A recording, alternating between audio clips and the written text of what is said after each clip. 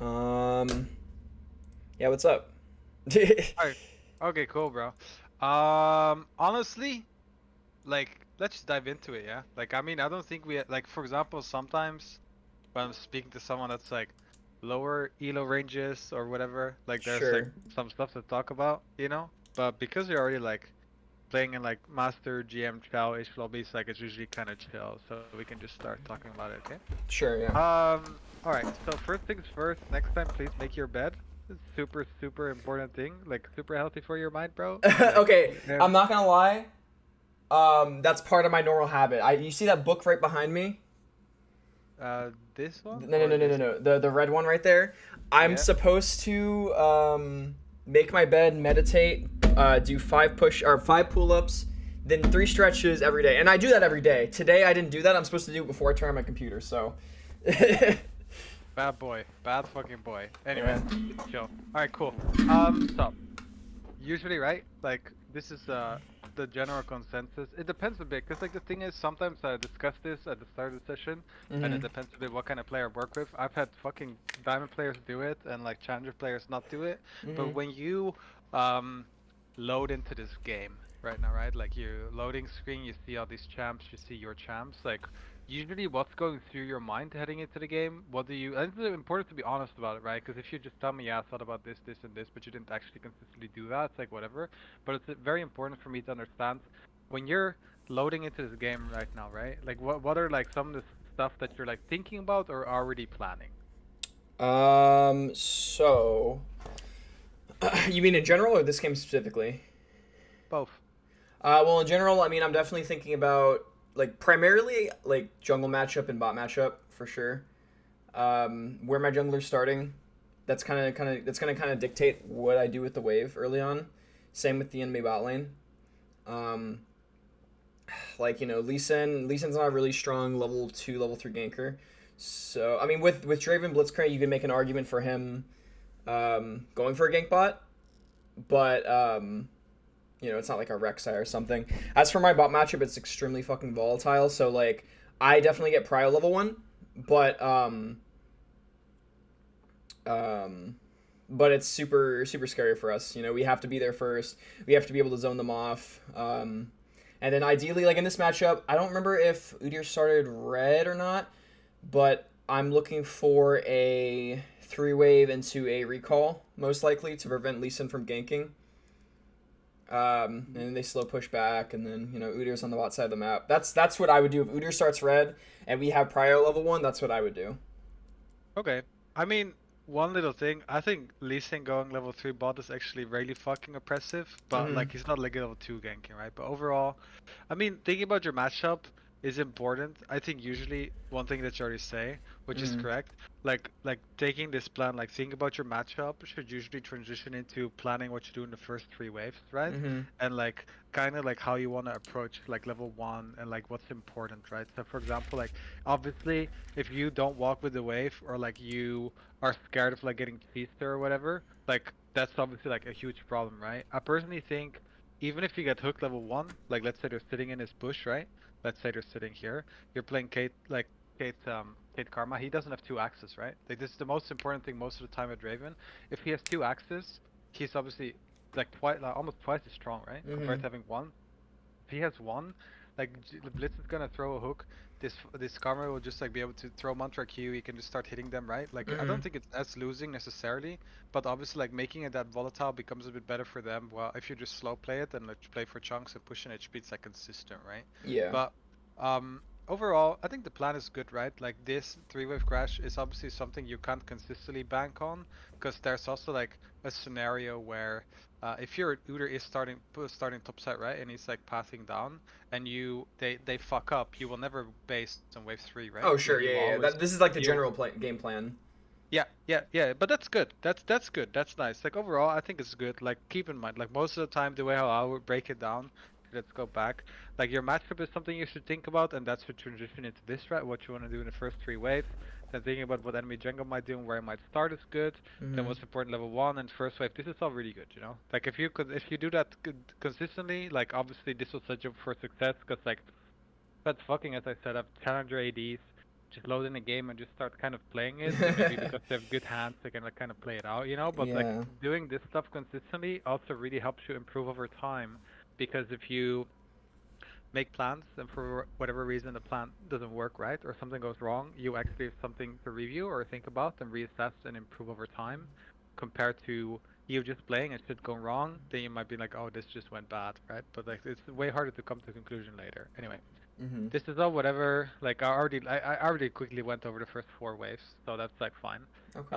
That this shit happens doesn't matter too much. In the end, Udyr is obviously late, and like he's like he's later to scamps than Lee Sin, and they're both passing down, so it's kind of scary. I think he's clearest. Like I feel like it's a little bit faster than Lee Sin's, but just because he's like so late. Like Lee Sin finished blue now, right? And Mm-hmm. Udyr's still hitting red.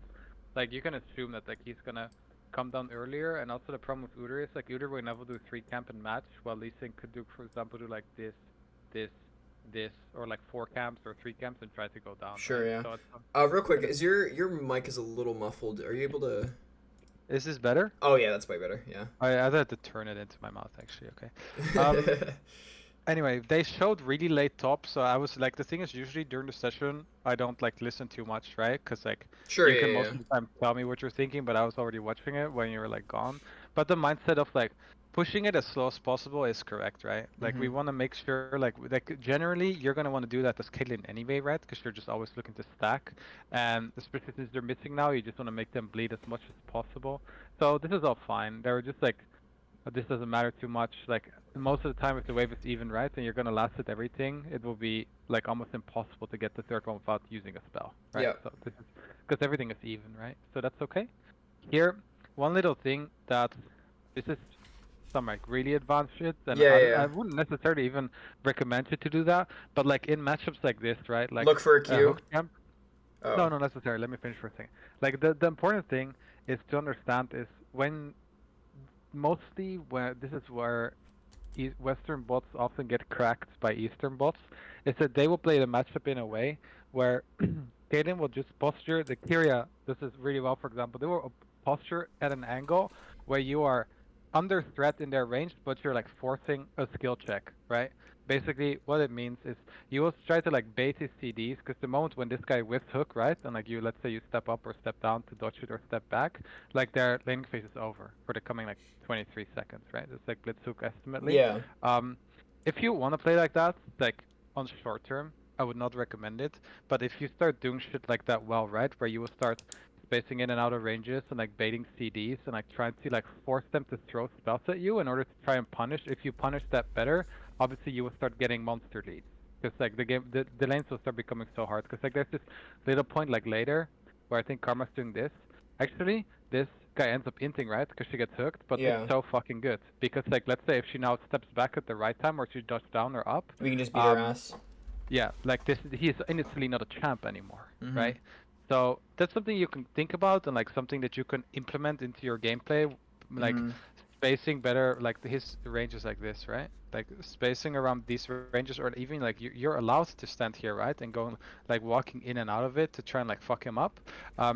But you're gonna int a lot over time, right? Mhm. Because they're like, especially if you're not good at it. If you would be good at that, then we wouldn't have this session. You'd be in LCS, you know. So like obviously like there's like a risk factor. That's there. something But it's I not- really tried doing. Yeah, I was told that once by another coach, and I agree. I want to do stuff like that, you know. Yeah. So Yeah, if you get good at that, then you're winning. Like we call it flexing, right? Like if you're winning to flex like that, like you're flexing your muscles and like forcing them to throw spells at you and trying to hit that. This is like how I like to play solo Q2, even though I'm not that good anymore. This is the most fun way to play because it's like so you can build such huge leads. Mhm. This is just a little side note. We're not gonna speak about it too much, but it's usually something that, especially with ADs that are already like higher rank, just like flexing is something that, or flexing, or in team fights we usually call squeezing, where you will try to space inside out of ranges to try to squeeze more out of the situation, right? By just like playing in a certain way, or just getting one extra auto in, or just baiting one more Mhm. CD to set yourself up for success. This is not a necessity. This also, doing this, not doing this will not refrain you from reaching challenger or reach your goals, you know. But it's Mhm. something that's easier to speak about. Anyway, let's get back to the laning phase. I'm happy you recognized this. That was obviously fucking bad. You didn't have to cue that at all. Loses pressure on them for like 6-7 seconds now. Plus the wave starts pushing faster. It's a bit of a waste of time. So, but whatever. Here, I think this is fine. The only thing is, I think here in this state, it's kind of annoying that she walks out of the bush, because when this Draven is not here yet, you're Yep. actually just allowed to play here, right? Like, you're actually allowed to play behind these creeps and, like, posture really aggressively, because they're so behind in XP, and you have such a range advantage. Like, he doesn't have... I mean, you don't know. I think we saw him hook here, actually. But let's say you don't know if he has Flash E or not. This can be a bit scary, but assuming he has hook, he doesn't do anything here, Yeah. right? Like, these creeps are full HP. Like, you can start at least forcing him more out to, like, lose XP on, like, these minions, potentially. Because especially because Draven is like what, like here, right? But you're like posturing a bit passively still, but it's not like the end of the world. Also, Karma's giving space after the ward, right? So it becomes a bit more scary. But realistically, like you can like posture more here, right? Mm-hmm. Like he could lose XP for this and this if Sure. you Yeah. want. Yeah. Anyway, I keep watching. also, side note, I think if he does flash ease, I think he just loses the lane. I can't lie. Yeah, I think also like they will lose. They assuming the Draven does have two axes, but let's say there he has like a Kalista next to him, right? Like in another Sure. scenario, Yeah. Yeah. Yeah. you might want to respect it, but here there's room for it. Anyway, let's keep watching for a bit. So here, also when I was watching like let's say Deft and stuff play CAITLYN, like you get upset here that I think you just it was later when you missed the cannon, but here I think using your headshot to chunk him over getting one creep is completely justifiable, by the way. Mm-hmm. Especially in like such a matchup where you will often play for HP, right? Like the both of you guys will just play for chunks. This is like right now this headshot does what like 89 damage or something like that, right? Like that high. Like that's a big chunk on wave one for no reason compared to just getting that extra keep or not. I think it doesn't matter that much over a long time, you know. Mm-hmm. While chunking his HP more, like his HP is incredibly valuable in this lane, obviously. So there you could. This is the only time where you really don't want to get hooked, right? Because now you're just stacking. Here, if this dies now and you get hooked here, this fucking blows, especially because you're like stationary in auto attack, it becomes hard to flex, right? But overall, they're just respecting you're hitting 2. It would just be kind of shit if you hit 2 here now and they can just like hit you, walk back a bit, you know, and like it's Mm-hmm. just like annoying, right? But overall, this is fine. Now you're just stacking. Almost really good by her, I have to say, because if that hook whiffs, they are Yeah. so fucked. It's kind of insane that actually connects, but whatever. It's the thing is also it's not even that like it's like obviously she loses HP, but it's not even that bad for the lane because you can actually start walking like here and shit now, you know, like using your level 2 advantage on him, like actually forcing to hit him. Like for example here with headshot, I would actually do almost everything in your power to start cancel flexing on this guy, you know, and Mm-hmm. like trying to make him lose these 2 creeps. He doesn't hit it in the end anyway, right? But you're willing to posture here. He gets punished for it anyway, but you could posture more up to like not even have him contest it, right? Mm-hmm. Then here, it's something I want to talk about because like I'm like 99% sure that like at this point when the third wave comes, you do not want to take too much time to crash it, right? Because like when we go into the future, what happens here is like you missed the cannon, it's like whatever, but I mean it's not whatever, but obviously like doesn't really matter for the session. Like you now crash 3 when 4 is like arriving, right? So it Mm-hmm. means like all these creeps will die like a little bit faster, and it's not like you see it like when we keep looking at it, right? Like let's just keep looking at the laning phase, like here. Like on this next wave, like this, like you don't actually get much time to pressure on these waves at all, right? Because like they're kind of like in this awkward position where it's kind of shit to hard push it, but stacking it also won't do anything because you try to kind of slow push it here, and you have like just 5 minions to play with, and you're just on the threat of getting hooked, right? Like you're getting good chunks in, but I feel like if we go back, Mm-hmm. and like on this wave now, if you just start just like slamming it in, right? You can like try to go through a queue for the wave and like try to use as much creeps as possible to just slam into this tower, put your traps and fuck them. I feel like you would have gotten more out of this because like we can have a look at it, right? Like just objectively look what happened Yeah. now. Yeah. Yeah. I agree. I think my thought process was that I was trying to wait. I didn't realize the wave was pushing so fast, so I was trying to wait for that fourth wave because if I can get 4 waves in, that's really good. But obviously, it's suboptimal when I Yeah, get the worst of both worlds, right? for sure. Like if you can get a fourth wave to crash like here, right? It's like insanely good. But if it crashes like here too close to the tower, the melees will start dying, Yep. or it crashes when it's there, right? It's obviously really bad. So, Mm-hmm. well, just like keep looking at your own wave, right? Like this is always the biggest tell. Like this one, how much time is it gonna take to come? Like this will crash around like the 506, I think. Oh, sorry, 30 something. Like it's like here. It's when it arrives, right? Like Mm-hmm. obviously that takes too much time. Anyway, yeah, I think that's something you could have done more. Cause like obviously when you're playing, like you're a huge Caitlyn player. Looked at your profile, right? It's like you're most played by far. You're really not allowed to make miss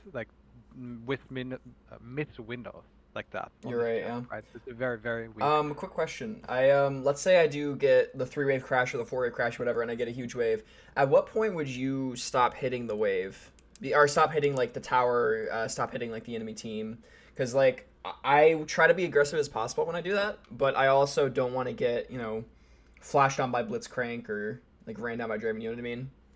Yeah, I mean, this game you're like in a super forgiving position, right? Because you have such an XP lead. So Mm-hmm. like, I mean, it becomes a bit more you had to really count well in real time how many creeps they lost, so you know how much they would need to hit two, right? Because like, let's say they miss like 3 melees, then they need to original amount they needed to get two plus three of the next wave, right? Mm-hmm. If you track that well, then you could start kind of playing into that. Because here, let's see when they actually hit two. It's like now. It's actually like with a big chunk of like wave three even. Sorry. It takes a long time. It like when wave three crashes, Draven gets two, right? It takes very long. I think you just have to kind of min max, like when like your karma like use some of her spells, like when you both ran out of juice. Or like you just have to make a calculation how low do they start getting, right? Because at some point, if they flash on you and they're too low, they'll just die. I think giving you a black and white answer like, oh, you need to stop here, or Yeah. oh, this is enough, it's like too hard to give because the variables of the game change too much, right? There's never like you can almost never give you a black and white answer regarding this stuff in League of Legends. You just have to make like an assessment of the situation, right? If you know their lethal range as well, and like you know the limits of your own lane well, and also like when he for example wants to flash on you, like how much you can squeeze out of that. Is there enough space for you to react his flash with your flash or E? Is there not, right? Like because like let's say in a situation like here, right? He can flash because his flash will make him end up like here, you Mm-hmm. know? But let's say he was standing here, he's like walking like this, and you're just hitting him, obviously now he can catch up and it becomes a bit scary. Then again, like it also depends on like the creeps you have, the creep he has. Like now, for example, you said it in game, you see Lee Sin. The only thing you now have to think about is like what are the limits to V2. Compared to if Lee Sin would be in fog, it would be very, very easy to assume that he might be top that is coming bot side. Then your window is way shorter and way thinner, right? Because you need to calculate being able to win a 3v3, which obviously against our champs is fucking hard, because they will always kill one guy if they get on top of anyone. Mm-hmm. But here, I think this is all fine. Like the laning phase so far, you guys are chunking them well. It was kind of unlucky that Karma lost her flash, but it's like not the end of the world, realistic. Oh, no, she didn't even lose her flash, she just got chunked actually. But this is overall okay, especially after Lee Sin shows. Now at this point, her pulling it a bit, I think is good. You would just start keeping flexing 2v2, right? By just playing for HP and chunking wave in the process. Like this is Mm-hmm. fine, especially if you're jungler on this side of the map. The only thing is like at some point, Lee Sin should walk down now. You should just think about a ward timer, because you're getting ward in 15 seconds, right? Yep. But overall, this is good. Like obviously, this is really good for you. Only thing I could maybe recommend you is this is the same as playing Kate Lux. Every single time a Mantra Q hits or a Lux E hits, it should be a guaranteed Q, Mm-hmm. right? Because Yeah. it's like Yeah. such an easy slow. You should always be posturing or in a position where you can follow up on that shit. You know the hook is down. 1Q, this is good, but then soon you should use it a bit, obviously too early. But there was another one earlier in the lane where you Yeah. didn't follow up too cleanly. I just have to keep looking out for it, right? That's like a tiny thing, but that's all. That's like Caitlyn specific, but for Sure. sure they all consistently have to hit. Like they now are trolling, right? But still, they don't have to get hit by your Q anymore at this point because they're not really slowed. But he's doing an auto. It's good that it hits, but it shouldn't have really been there in the first place. I think, like if they're human, you know. Anyway, Mm-hmm. that's fine. Fine, fine, fine. Your Um, junglers even. Yeah, yeah, I was gonna say like at this point, this is where I don't know if you saw me die, but I didn't get this far. oh, okay, yeah, I was gonna say like right here, I don't know. I think as soon as I see Karma walk away, in retrospect, I should have just walked away too. But they were really good on kind of jumping on that. It's really sad. I don't know why Karma goes for a ward here, but um, yeah, yeah, that's I guess I should have walked back as soon as she starts walking up, right? I mean, it's not just about walking back. It's just like, as we said earlier, right? It's like understanding the correct limits. Like, basically, the only way you die right now, it's like just objectively looking at the situation. I mean, it's obviously a bit easy for me to say because it's what happened. But the only way you die is if he gets Flash E on you. Mm-hmm. Because, like, Flash Hook should be easy to respond to, plus it becomes way too hard to get a Flash Hook on you here, right? Because you have these minions blocking it. So there should be a very long window to respond. And if he, like, has to walk here, flash over it. If he then misses, he's dead, right? Like this guy dies for sure because she's coming back down. So the only thing in this situation how you die is what we just spoke about, right? Is flash E. That's just what you have to think about. So as long as you don't give him that window and don't go for this auto, like that's actually what kills you, right? Mm-hmm. If you would have kept walking, not even E, because in the E you're stationary for a bit too long and he can like do this, right? If you don't auto, just keep clicking and like spacing around his range as well, like just clicking up now, not this. This kills you, right? Right. Yeah. Then you would have been fine. I agree that Karma fucked up, you know? Like she did not need to ward because your jungler's just covering that angle. It's like completely unnecessary. The only argument you could make is she's scared that she won't get a ward timer later, you know? Like if that guy leaves. Sure. But Yeah. then again, like I'm in a session with you here, like I don't really give a fuck Yeah. what Yeah. Karma Yeah. did. Yeah. We don't care about Um, other people. Yeah, we just think we just influence what we can influence, and that's just like here. The most important thing is you don't play well around his range. I'm gonna put this on my second screen. Well, okay, good. Yeah, you don't respect him well enough. I mean, that's not even respecting. You just like you don't play well around his limits. That's Mm-hmm. all, you know. That's the only reason you die, and it's kind of sad because everything leading up to here was really good. Yeah. It's really depressing. Yeah, because from this should be like should be a miserable lane for them at this point. Because your Udyr is now gonna find Lee Sin when he's level 4, right? The Lee Sin should be level 3 because he only finishes topside camps and ganks, walk mid ganks. So this Lee Sin should be level 3. I don't know if you'll see soon. He should be. And your Udyr's just gonna cave his head in, being level 4 on his red, right? So there's like nothing they can do to bail bot lane out here. Because the jungler can't come, the mid laner won't come, or shouldn't at least. And then this happens, it's really unlucky, because, I mean, not unlucky, it's just like bad. Like, Mm-hmm. it's the only way out goes bad. Plus you lose all your thumbs. Now, did the Draven catch out? Yeah, he did. Like this guy's coming back with like a BF or like a Dirk, right? See what he buys in the end?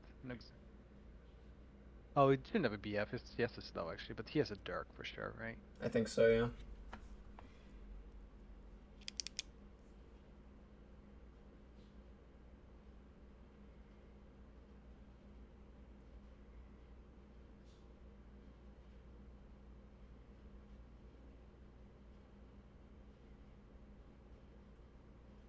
Oh my god.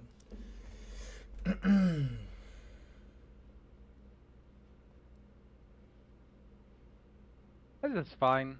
I was kind of crazy they played like that, to be honest, the Draven. I assume they thought they could kill Karma faster, but Karma had Mantra W. Yeah, I mean, if they'd ignite this, obviously was way scarier. But it's just like she plays it kind of well. It's like she's kiting down so you can keep hitting, you know? This is not, I mean, she actually, like, obviously her giving this angle is kind of insane. This should never be a consistent play. Then again, we can't do anything about it. I guess you're just hitting, like you keep hitting him, it's good, you know? Now you just need to crash it ASAP. Let's see if you can. I mean, he's not gonna lose much for it, right? But this is like a CAITLYN specific thing, but don't you prefer to hit away from the bush here so you get more like headshots? Yeah, I think my thought process is I'm trying to get out as quick as possible, so I'm kind of positioning upwards. Yeah. I mean, fair enough. It's such like it doesn't really matter, right? This is a minor thing. Sure. Okay. I don't know how you personally feel about that, but it's like you didn't really get the basis for it, I guess. Let me double check. But like I see often on these CAITLYNs back in the day. I mean, I don't see CAITLYN that much right now, right? But back in the day, especially if you play against like champ like very hook specific. Yeah, boots, Champ, like boots. rushing boots for the movement speed. But that's a kind of you really don't get basis for it because obviously you should buy 2 long swords and shoes here, and you don't get it till next phase. But obviously it's OP, right? Like Because you can space them more, get more tech speed, so you can just hit the wave, like get more prio, right? Sure. In this game specifically, I would definitely agree that I think I should have bought boots there. I mean, I don't think you can get it actually. Like, Didn't I have 800? I thought I had I think you 800. had, I thought you had six. Oh, okay. Okay, never mind, never mind, never mind. No, Yeah, then it's yeah, then I feel 750. justified. I will say, like, some instances, I definitely prefer Noon Quiver just because, like, if I'm playing for, like, poke trades or, like, it's safe to do so, I definitely prefer Noon Quiver. Oh yeah, you for know, sure. Let's say playing like fucking Israel or like Jinx Enchanter or some shit. Oh, yeah. you don't need boots. It's just like only the way how you would justify it is if movement speed is actually a difference maker. Like for example, Jin really likes movement speed as a champ too, right? This is why Mm. often you saw Jin's just rush Swifties. It's just like good for the champ and but this game it would be good, but you're not allowed to get it. Like you're not gonna buy boots, attack speed, like a fucking Twin Gold attack speed item plus longsword there on that base. Of course you buy 2 longswords, you know. Mm-hmm. So it makes sense, but obviously I'm good that you realized. So here, let's go back. You crash it, good. Um. Huh? Hmm? I thought you were gonna ask Oh no no something. no no no no no. It's fine. Yeah, dude, I'm trying to get to like. Reckless used to be like my go-to for fucking like ADC. I don't know what happened, but like on YouTube, he used to have like this. There was this channel for yeah, VODs for Reckless, but they just for some reason just disappeared.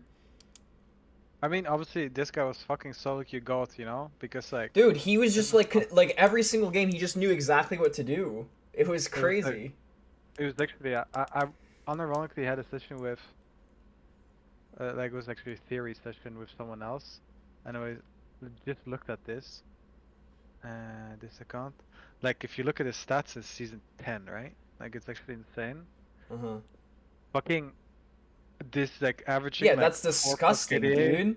plus like the CS per minute, even like like fucking averaging like 9. I mean, dude, Not too do you agree? Like, I feel like at one point he was like top 3 ADC in the world. Like, am I insane for thinking that? Like, he was. I feel like he was cracked in like I mean, 2018, he was 2019. good. Like he was obviously really fucking good, yeah. I mean, there's like, obviously like valuable criticism, but hey, what the fuck? My old Sure. jungler's rank 1? I didn't even know that. Um, but one other example, I was looking at ADCs like earlier, like actually like Supa's solo queue stats, like his average CS and shit, right now it's really fucking high. So if you Yeah. wanna watch anyone, like it's obviously the highest ranked AD in EU West. If you wanna look how he plays solo queue, like obviously his KDAs is like a bit lower, but like his CS stats are really good, you know. And usually this is a good indication of a good solo queue AD because if you can guarantee consistently getting resources no matter what kind of Mickey Mouse stuff you have, like you will set yourself for success often, right? Sure. Anyway, Yeah. back to the vault.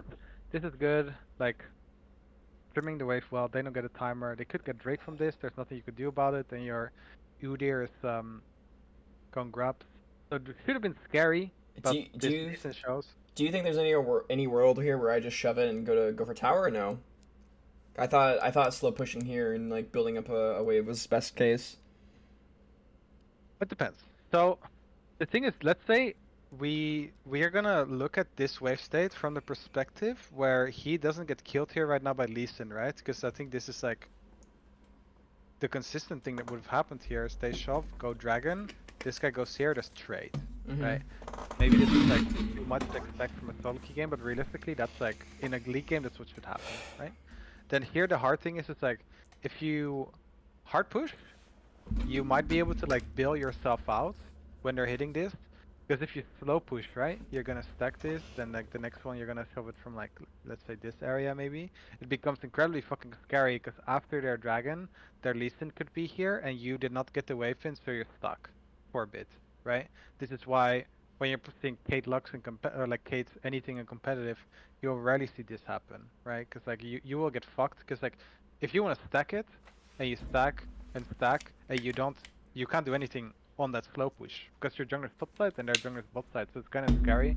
So maybe objectively the right thing to do here would be like try to slam the wave quick, hope you can crash it before they can make it back. Then again, because you have no ward, you're basically playing with no information. It's really scary. Mm-hmm. So objectively, from this state without seeing Lee Sin, it's always kind of hard because like this wave is like too tiny to make a difference. This will probably like the next one will probably crash around like this pocket, right? Like we'll see in a second. Yeah. Yeah. Okay. Sounds about right. Like you can stack the next one, but then that's like if you're gonna slow push this, the next one will kind of be stuck in like here, right? And then I don't think you can do much if at least in decides to come bot after after dragon, especially because you have no thumbs. So maybe slamming this would be correct, and then if they like decide to pull that, you just chill for a second and you just need to wait for your jungler to come down. Then again, everyone here now is showing, right? Lee Sin shows, Blitz goes mid, presumably Draven is in base. Slow pushing this is for sure the correct play now, you know? Like no questions asked. Like hard pushing this, don't think that gives you enough, cause like obviously you always want bigger waves to hit tower plus not get engaged on. Mm-hmm. This Blitz is gonna walk down after anyway. It's not like he's top now and you need to make a quick play, you know? The only thing that would be good is if somehow you could keep your cannon healthier, because he's tanking a lot right now, right? And he kind of dies. So maybe killing their cannon faster to like save yours is like not too bad of an idea. Because realistically, let's play and pause, right? Like from here, this wave will kind of always be this big, right? Like these will always die and you always have these four to work with. Making sure they're healthier and using them for the next push is not too bad, right? Because kind of what you do right now is you're just slow pushing as slow as possible, but you lose your cannon, and realistically, you're gonna maybe be able to stack the next one, but now you just have like 2 extra creeps, now just 4, or like now just 1. I mean, you know, like this slow push becomes kind of fake, and now nothing happens till like it takes a very long time. Do you know? Do you kind of see what I'm aiming at here? Like actually, kind of nothing happens for a while till this TF kills them. Mm-hmm. But isn't that more reason to just keep slow pushing it? Because they're forced to walk up, and then we have a big window. Like once Udyr comes down, we have the option to push it, or just we could, if he doesn't come down, we could stack another wave. Yeah, I mean that's like the hard thing is the solo queue variable, right? Yeah. Because like not much is going on. Like if he does like he doesn't he wants to take his red first and don't come down. Do you think the Lee Sin is on grubbies? Like this way, like I think you could have hit tower on the next wave, and now you don't allow yourself to do that. Does it make sense? Because Mm-hmm. like you're just keep stacking forever. You're actually just kind of freezing. I mean, yes, you're making him lose farm here, right? Which is not bad, and I think it's an option. But then you have to ask yourself the question: do you want to hit tower or not? In this way, you're not allowing yourself to hit tower at all, right? In the coming like wave and or two. But I think it's not too bad. I'm just like kind of also out loud thinking about it, right? Because like in this whole sequence, actually, nothing happened except like you got farm and he was just in base. It's okay. It just mostly helps that this TF just comes spot with ulti, right? Like this is what saves everything. Mm-hmm. If he wouldn't have come, Well, if he I didn't guess come, then we just have another wave, and we have Udyr bot, so we can just crash it then, yeah, and do whatever. and then just either hit plates or probably you will just hit plates, right? I mean, I will say, like, into Draven Blitz Crank, like, I mean, you said it earlier, I want to stack up a biggest way possible. Yeah, I don't know. The reason I ask about that is just because, like, I fear in games that I'm not doing enough. Like, I mean, I'm not going to bitch about my role, but my role is affected by the other roles the most. So it's just like, I want to do the most I can, and I feel like I found that in solo queue, being present on the map and just doing things as much as possible kind of gets me is more likely for me to win. Does that make sense? I mean, with the argument that your role is like the most useless on the map and the most reliable on other champs, I most definitely agree with. Mm-hmm. But I don't think necessarily forcing yourself to squeeze. Like the thing is, if you're gonna force yourself to squeeze more out of situations, right, Mm-hmm. or like be more present, you're also obviously exposing yourself at the risk of losing more, right? Yeah, I mean, And I think I do lose a lot because of that. I don't know. I feel like sometimes some things are out of my control, so I try to kind of just. My goal is to be more useful than the enemy AD carry at any given point. You know what I mean? yeah, but I think Um, oftentimes, especially from AD, the most consistent thing you can do is just make sure your resources are always like if you always have more like the most farm in your team, and compared to the enemy, I don't think you. Let's say that you lose that game, right? So you have the most farm. I don't think you moving and shit would like make that better. Does that make Sure. sense? It's Yeah. like playing fucking CAITLYN, you know? It's not like you're playing like fucking Rise or like like and like most ADs. This doesn't matter, right? Like you're still an ADC champ with maybe one component. Like in early game, it's like Omega useless, Lee Sin gets one Q on you and you just cancel death or you have to flash, you know? Mhm. So I think still the most consistent mindset should always be to like min-max every resource that you can and just try to get more and never put yourself in a position where you have to lose any resources. If you can min-max resources while helping your team, which this game you didn't even have to do yet, right? Because actually nothing happened. And the only timer there was a player on bot side was when Udyr went to Lee Sin's red, you had a stacking wave, which is fine. And the only other time when there was a play is just your mid laner like forced it themselves, right? But practically from this game so far, apart from the fact that you killed yourself to the fucking Blitzcrank, it's been really fine, you know? Mhm. Like there Yeah. should not much like actually objectively that's been going bad apart from the fact maybe you could have like a little more CS, right? Just last it better Sure. and not die, right? But outside of that, you're on curve, you're set up for success.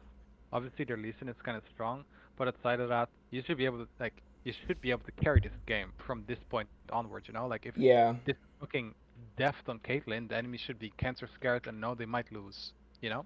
Yeah. I don't know what happens in the future, we'll get there.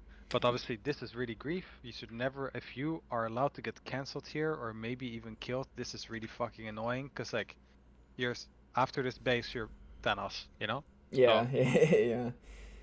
it goes well now, but this is Sure. really scary. It was a greedy recall. Should just walk back farther. Hmm. Yeah. Yeah. I mean, I'll say that like I do make a few mistakes that I wouldn't normally make, I guess, this game, but I still think this was a good VOD worth reviewing. Yeah, I mean, we'll get there, right? Yeah, yeah, yeah. Okay. Yeah. I mean, I will say like on the basis of trying to do too much, I guess, or just trying to do things, I feel like in the mid game when I do have a lead, I'm trying to be as oppressive as possible and kind of control the game as much as possible, and then I end up, you know, overexerting myself. I might give like a really big shutdown, and then I'm just angry. But yeah, I don't know. Fucking Draven. Mhm. But I mean, when you say right, like I try to do as much as possible. Like, what does that look like? Cause like that's in many meanings, right? sure, yeah, yeah. So like I don't know. Like, let's say I walk out of lane with like a 5-0 lead. I'm walking top lane. I want to, you know, I want to hit tower. I want to hit mid. I want to hit. You know what I mean? I have a huge lead. I'm trying to do as much damage as possible, and you know, um, I don't know. I guess if we get to some point in this game where I'm trying to do that, I'll make mention of it. But in general, I find myself that I throw a lot more games than I would like to, especially because like a lot of the time when I am playing CAITLYN, I do come out of lane with the lead. I just I have a hard time transitioning that to something actionable and something that's like a consistent way to keep my lead. You know what I mean? I see what you mean. I mean, one important thing to understand is like from AD's perspective, right? Mm-hmm. No matter how fed you are, like it depends. It changes a bit per champ, right? Like if you're obviously 5-0 on Lucian, you can legit dash into everything, or like you're like Kaisa or some shit. Like you can legit 1v1 any champ at all times, and you actually have so much outplay potential. With CAITLYN, you know, it's obviously like way more useless in the sense where I don't feel like you have like that much agency in some Mm-hmm. states. Let's say on side, like if like still like obviously you can still do a lot, but you know what I mean, right? But I feel like if you're 5-0 and like let's say ahead of the curve, or you're like let's say 2-0 or like 1-1, and like you're just like even with the curve of the game, right? Mm-hmm. I feel like often the plays that you're allowed to make don't change that much because Mm-hmm. you're still playing AD, right? And like your teammates and the enemy champs still often decide how much you're allowed to squeeze and hit or not, you know? Like if you are really fed, it should not mean if you're allowed to hit top tower on that wave or if you're just even, you know? It Sure. just depends on the variables of the game and the variables that your teammates give you, and that obviously sucks, you know? Because like you would think that if you're this strong, you can just do whatever the fuck you want, which still sometimes is true, but there's still always like there's a nuance to it, you know? It's not like when ruler is 10-0 that he can just right click in everyone's face. You know? That's not how the game works. But that goes for every champ, right? But specifically if you're marksman, that's just like obviously a lot of DPS, high damage, the best scaling role in the game has a trade-off of that you're still not allowed to, you're not like level 18 casting with 3 items, you know? Like Sure, yeah. it doesn't work like that. But then again, in the states where you're allowed to hit and you have teammates in front of you and you are not in threat of dying to anything and you can just pump out damage and outrange them, then obviously your champ is oppressive, you know? That doesn't change. But for example, as you say, like you want to go hit top, like then you do need your jungler there and you do need mid prio and you do need to be careful if you don't have flash. That doesn't matter if you're 5-0 or not. You know what I mean? Yeah, yeah, I see what you're saying. So regardless of if I have like a small lead or you know a sizable lead, my role is still the same. Is what your point is? Yeah. Yeah, for sure. And it kind of sucks that that's the truth, but I feel like that goes for most roles, though. Like really. Yeah, I understand. Okay. How the fuck did they get there though? Like, Yeah, cause Karma. I actually say audibly right here. I should be careful because they can. I don't know. I said I can't walk up because Blitzcrank could be here, and I go to check bush. That's so insane. Like low key, it's so insane that they made it in there. I think many people would die to that. Like, not gonna lie, but Mm-hmm. I guess I mean, okay, I'm gonna be real here, you know. If you would walk the lane and you wouldn't have died there, I would never tell you to like queue this bush or be careful, right? Like of that. Sure. Yeah. But Yeah. It's really unexpected. one thing that is true is like you should always hug this wall when walking to lane. There's never an excuse not to do that, right? It's always the safest thing. And then, yeah, I mean, if they're gonna try to dive you, you just have to try not play it, you know, before your karma rise. Or you could make the argument if you're actually that sure, like if you were aware of them maybe being there, that you just need to walk. Like you can also wait 5 seconds for your teammates to face check for you, or be closer so they can at least avenge you if this happens, you know? Because now Mm-hmm. there's no turnover. Like you just die and the play's over. They can't block that, you know? Um, the thing is also like it's a bit easier for you to recognize this happening because you're like in the flow of the game, you know? Like I'm just looking at it from a like third person. Sometimes you can get like a hunch, right? Because you Mm-hmm. clearly did here. Um, so I don't know. Like this is more like as I said, you can do safe path, you can wait a bit, but for sure face checking is like the least like I should have just queued or something. Yeah. I don't know. yeah. As I said, it's hard to recognize. Like, it's not your fault. For example, here, you know, like now the information is there. You don't have to be scared of anything. Your teammates are just making up for it, and now you're gonna be allowed to hit, right?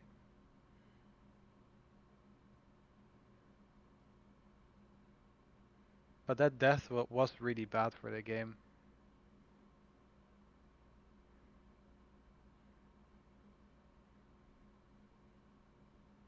That's really good.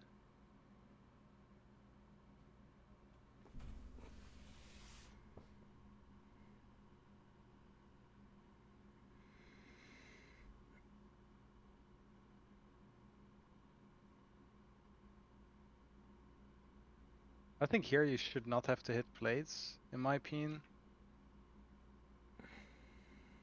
because it's good for you to base. The thing is also, I mean, it's maybe not the end of the world, but the thing is, it depends if the karma wants to stay. But the thing is, usually what I tell to most ADs, looking at your gold, if you're comfortable staying another long sequence without spending it, it's like fine. But I think it's also completely justifiable to just quickly base here, you know, and just like Sure. spend Yeah. your Yeah. gold. But if you want to extend for IE, that's it's as long as you're willing to take that, it's obviously unnecessary, but you could, you know, because you guys are really strong. Obviously that guy just kills himself, but let's say this Lee Sin comes down now and tries to kill you, and like they try to lane lock you without being able to spend this, and then like this dragon is coming up and you didn't buy your items, you know? Yeah. That's I like think the play was to recall for sure. I don't expect that guy. You also didn't expect that guy to kill himself, but for sure, like I mean they even have a TP ward, right? Like let's say that guy didn't kill himself and this shit happened, like it could have been scary, you know? Mm-hmm. But it's in the end, it's probably fine, right? I mean, you know what happened here? Like it's also like now you're stuck playing these skirmishes with this condition. It's also awkward as fuck, obviously.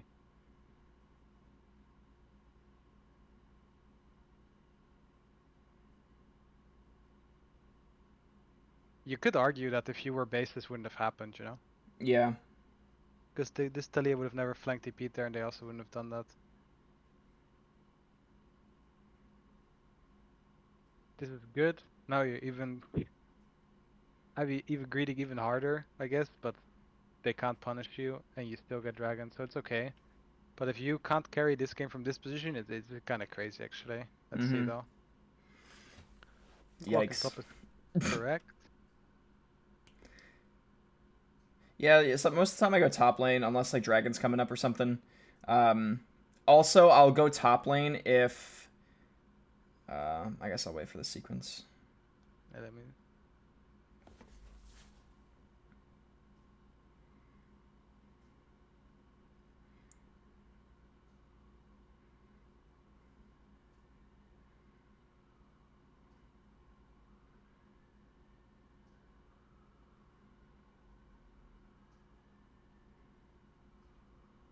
Good. Say it again. I was gonna say most of the time I go top lane, right? If dragon's not up, especially, but I'll sometimes forego going mid, even if it might be a little bit more beneficial, just because if the enemy mid laner just kind of has auto clear, I feel like I have more value hitting top tower than I do pushing mid and then walking somewhere else as CAITLYN. If that makes sense. I don't know if you agree with that or not. I mean, once again, variables, right? Sure, Like, yeah. there's no like black and white answer, but one thing is for sure. I mean, the main reason why when you're watching Pro League, at some point the bot lanes often don't go to mid, right? Or don't go top is because if they do get what you said, right? If they have too much wave clear and you feel like you won't progress much, the problem is also if they keep mid prio and they just shift up, like you have no play here, right? There's practically you can't progress either, because like you guys played really well, you know? Like you're understanding your limits, you know, you can tank that kick, like you're spacing well around their range. If this fucking Blitzcrank shows up here now and this Talia walls, obviously you're cancel that and it's game over, you know? Like if you throw from here. Like this is so good. Like I mean, it's obviously scary, you know? Like I would never be happy taking this if I was you even, you know? Because like you have to do a lot well in order not to die here, you know? Like obviously from here it's good. But if they just like don't use their spells like this and like allow you to just flash it, and this Talia would just keep queuing you and autoing you and forcing you to flash earlier, right? And then you just get hit by the W at some point, then this looks really bad all of a sudden. And that would let's let alone if like someone else shows up, right? Because we see Blitzcrank here now, I guess, like after the TF ulti and like he's bot, you know, and like we see him. So like in this scenario, it doesn't matter for the game, right? Because here it's like objectively a fine play to go for this if you want to risk it. But do you see in the scenario where this Blitz is not bot, this Talia gets shoved mid, and 4 people are just like, not even kidding you, but just like leaning towards your side. There's just not Sure. much progress. Plus, locking your sub on one side obviously allows her to get less access to put wards and help multiple lanes, you know? Like practically, we can also look at it from the other perspective. What could you do if you go mid? The scariest thing is that there's no tower, right? Like CAITLYN without a mid tower usually is quite annoying, because like they have way more threat like to get flanks on you, to like pressure you from behind, whatever. That's hard. But if you would just stand mid, you get guaranteed prio, and from that you can just start like moving to side, getting wards in river. Like obviously like you don't get necessarily direct turnover from hitting towers, you know, which is obviously what your champ is good at. But at the same time, there are no plates anyway. At this point you just want to keep progress in the game, and you can do that different ways than just like pumping top towers, you know? You can get it from prio, position that Sure. into wards, then like getting good fights based on vision and your teammates playing around you, right? Here it works. Not too bad, but good. So right here, I figured, hey, four of them are dead, and Draven's top lane. I feel like if I keep pushing top here, we get mid push, we get bot push, and they're kind of split map, right?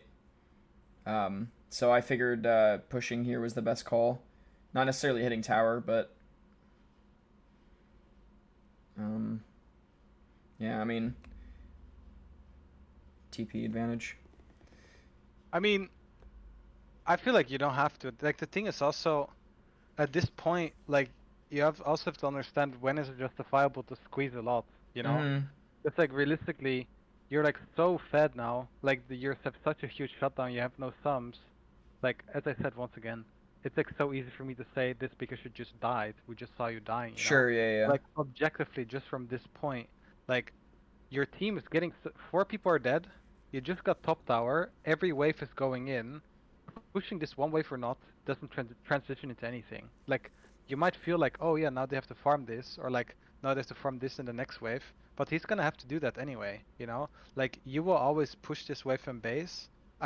The only argument you could give me is like I'm scared it's gonna freeze it and we're losing farm. Then again, if someone's gonna freeze in solo queue, tell them to get cancer, you know, and just go to the other side. Like it really doesn't like it doesn't matter that much. The only thing you're doing right now is just allowing yourself to get in a risky situation. Like obviously it's pretty predictable that there will be a ward, like there will be somewhat of a DP angle, and this fucking blows.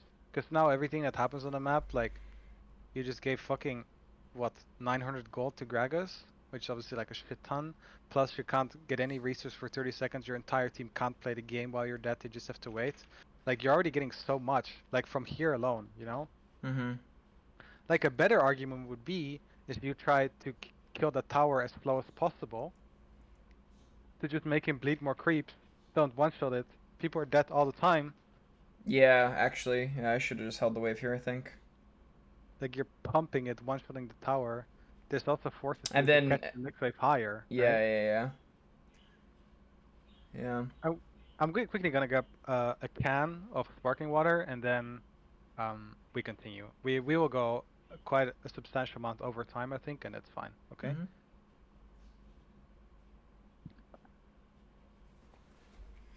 Damn. I'm really bad.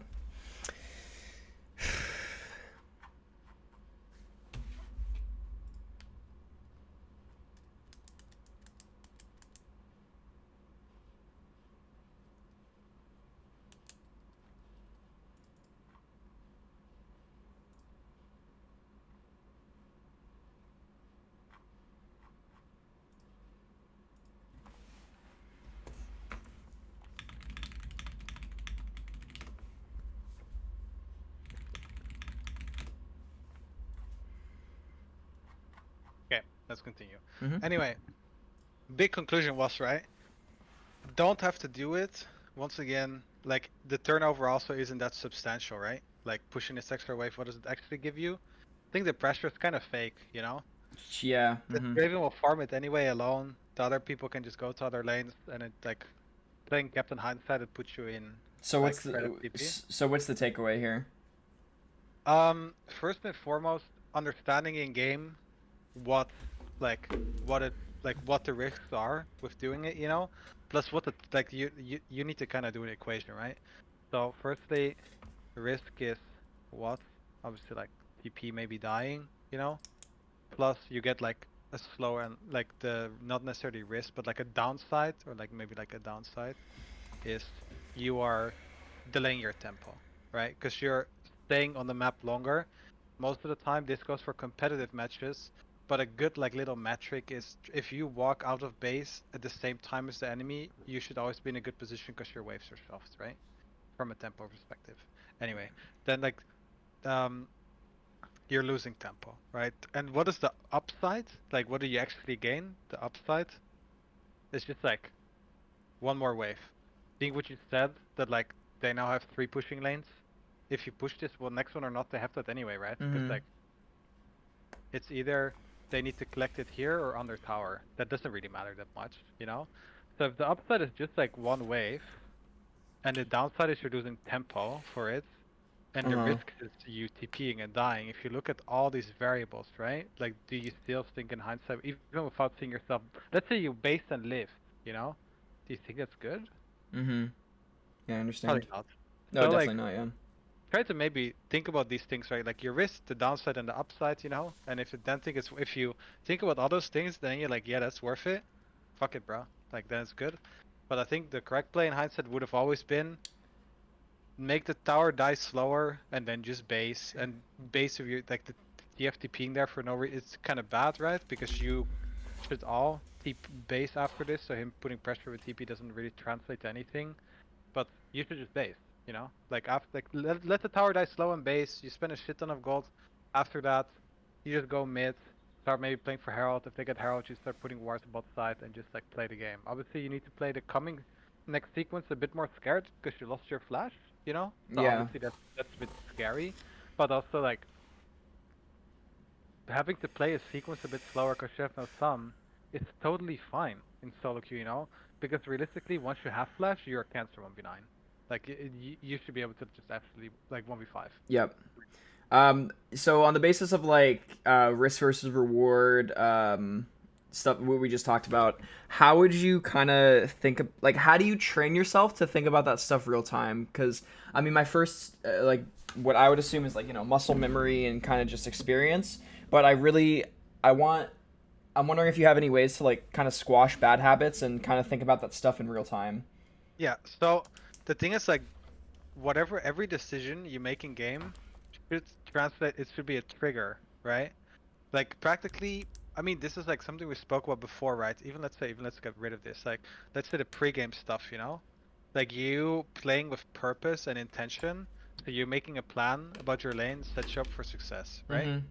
Or improvement, because if it doesn't work, then we learn, right? This is pre-game, but practically this is something that shouldn't even be like a specific time that you think about this. But if you want to become a good League player, every single decision, click, like fucking menu you hit, trade you go for is always with purpose, you know? Like if you're just like playing quote unquote, people refer to it as autopilot, or but let's call it without purpose, most of the time you're playing bad, you know? Mm-hmm. And this usually for players it's easy in early game because it's way more cut out, right? You're just like, oh, push this wave, base here, trade here, this is my matchup, oh, jungler can be here, maybe put ward, maybe base, right? It becomes a bit more volatile in mid to late game, right? Because all the variables become wider, like the towers being down, the objectives being up, there's way more place to move to, it becomes scary. But what I would just recommend, like, you should try to train yourself to get into the habit of becoming a League of Legends player with purpose on every sequence and state, where we just like, I'm you, right? Mm-hmm. Okay. Fighting, kill them, okay. Click tab, you know, or like look at death timers, you see Blitzcrank even die mid, okay.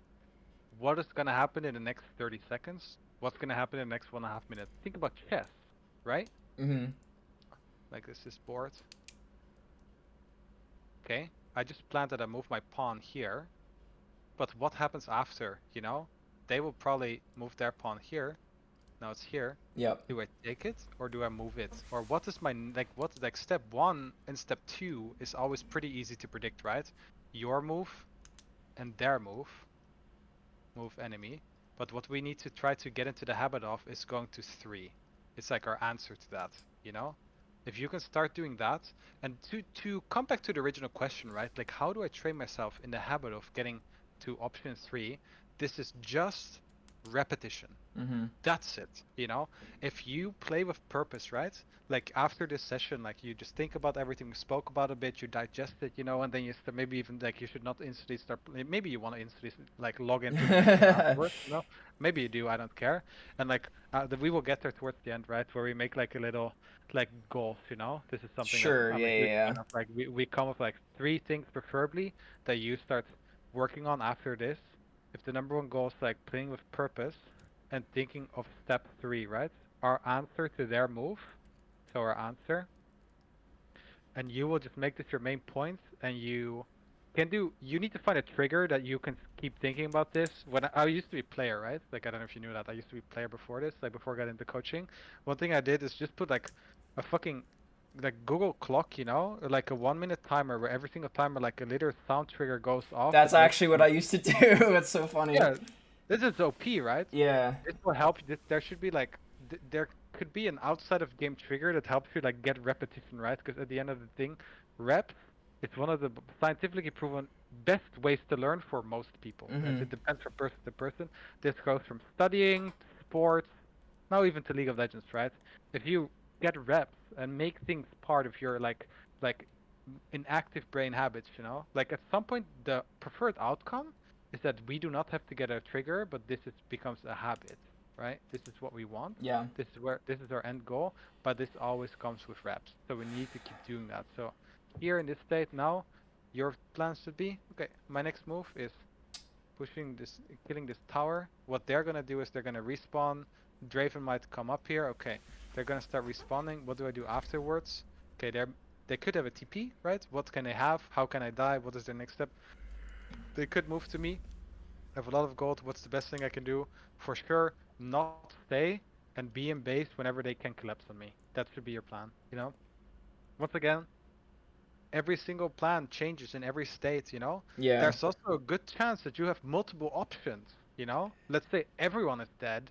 You can keep pushing. Maybe you could hit Nash. Maybe you want to hit Herald. Maybe your jungler's here and you're going to help him hit, quickly kill this tower and help him take Herald faster before they can arrive. Like, it depends.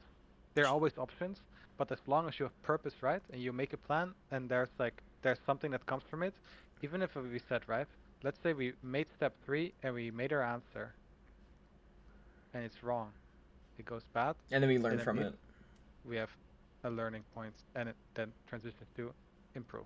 And that's how Yeah. we become better. I will say it's a little relevant to this. Do you know Autumn, LS's friend or whatever? I'm not sure. Okay, well, whatever. I got coached by this person, and he actually said that that he thinks that one of my issues is I kind of just autopilot. To which, I mean, this is kind of just reinforcing the idea that I'm not playing with purpose enough. Mm-hmm. Yeah, no. I I agree.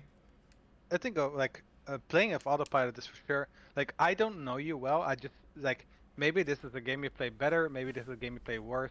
I don't know, right? Like, I don't know you, like, if so at all, you know? So it's really hard for me to make like a clear assessment. I just help you based on what I see right now, right?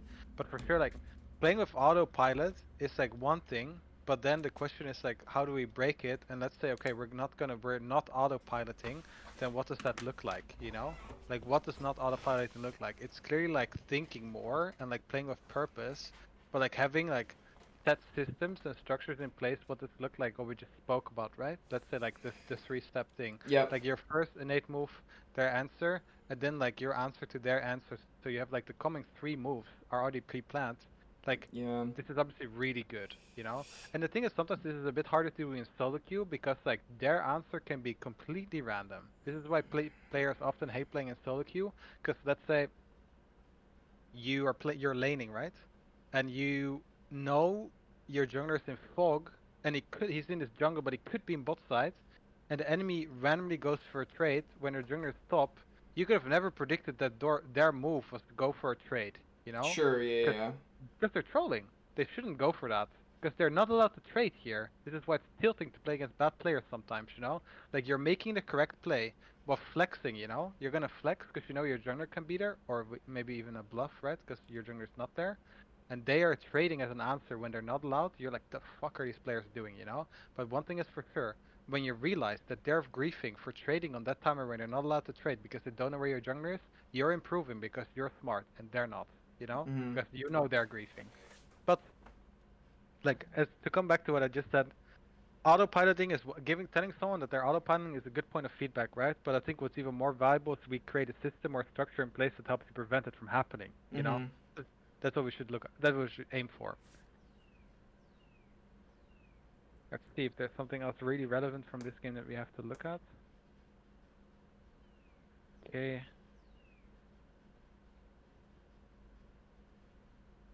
They're fucking insane for committing to this. TF also moving. I guess Talia shows, but she probably has TP. Right? Walking mid is correct, I think. Yep, it's correct. You should never walk through this jungle right now. There's no purpose. Let's just let them grief. If they grief, they grief. You can ping them off, right? The thing you can do. I mean, especially like the timer when you could have moved top. It's like here. Yeah, but also it's solo queue, and I don't expect a play. Like, I don't know if the play is going to continue. I also don't know if the play is going to stop. You know what I mean? No, this looks bad. Like, I would never move here. Yeah, exactly. Guarantee yourself resources. Also, you have no flash yet, right? You kind of don't even want to fight. It's fine. All these sequences being slow is kind of good, I think, because like you are just saving your flash timer. Now it's up in 30.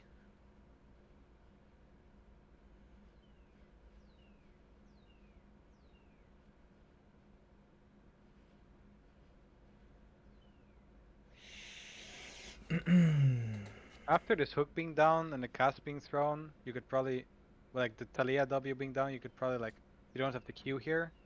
I think it probably like decreases your DPS over time, right? Because like you are missing potential autos that you could hit to the people down here.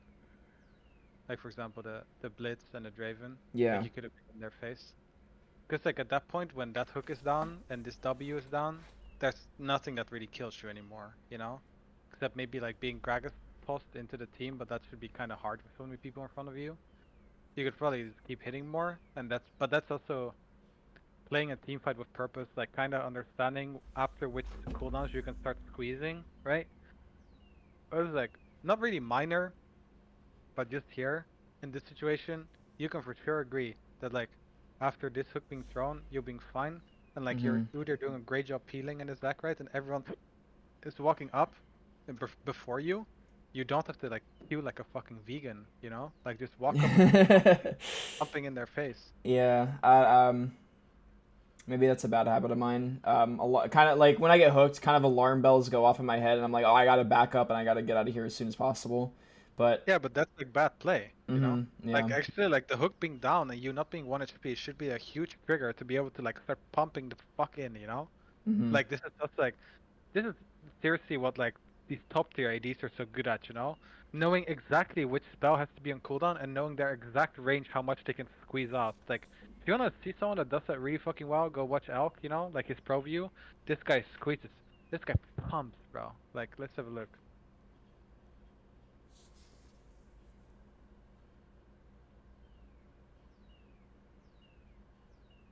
I've seen this play. Yeah. Or he fucks on the mid.